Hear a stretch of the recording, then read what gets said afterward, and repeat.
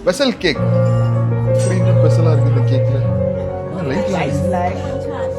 ஏய் ஏய் மேன், இது கேக்கே கிடையாதுடா. புர்ஜ் கலிஃபா லைட்ஸும் அரேஞ்ச் பண்ணிக்கிறாங்க.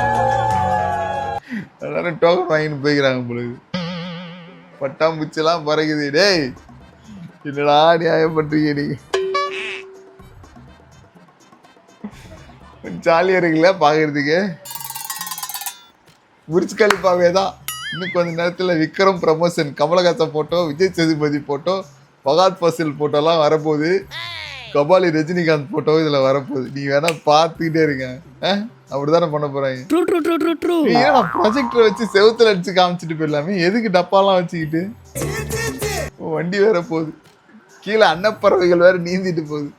வேற மாதிரி லைட் ஷோவா இருக்குது இது. ரைட்டு, அவங்களுடைய வாழ்க்கை வரலாறுலாம் அந்த கேக்ல வந்து ப்ரொஜெக்ட் பண்ண போறாங்க. ஏற்கனவே இந்த கேக் வெட்டுற கலாச்சாரம் எங்க இருந்து வந்துச்சுன்னே தெரியல. அதுல இந்த 12 மணிக்கு கேக் வெட்டுறதுன்ற ஒரு கலாச்சாரம் இருக்கு. ஐயோ என்னால முடியலப்பா. அவன் மறுநாள் மதியம் 2 மணிக்கு தான் பிறந்தான். ஆனா 12 மணிக்கு கேக் வெட்டணும். கேக் வெட்டலன்னா அப்போ எனக்கு உன் மேல உனக்கு என் மேல பாசமே இல்லைல்ல. ஒரு சர்ப்ரைஸ் கூட நீ பண்ண மாட்டியா? எப்படியும் அந்த பிறந்தநாள் அன்னைக்கு சர்ப்ரைஸ் தான் பண்ண போறது. 12 மணி cake is international surprise for everyone. அந்த சர்ப்ரைஸ் அரேஞ்ச் பண்றதுக்கு 4 பேரை கூப்பிடணும். அப்பதான் அவனுங்க பிகு பண்ணுவானுங்க.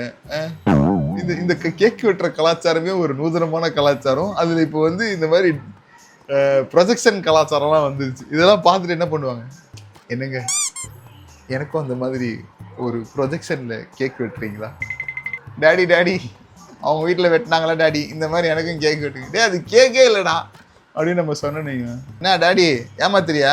உனக்கு என் மேலே பாசமே இல்லை, இது கூட செய்ய மாட்டியா நீனு அப்படின்னு. ஒரு வாழ்க்கையில் எவ்வளோ பெரிய பிரச்சனையும் இந்த கேக் கொண்டு வருது தெரியுமா? நீங்கள் இந்த கேக்குன்னு பார்க்குறீங்க, அதுக்குள்ளே எவ்வளோ பெரிய அரசியல் இருக்குது தெரியுமா உங்களுக்கு?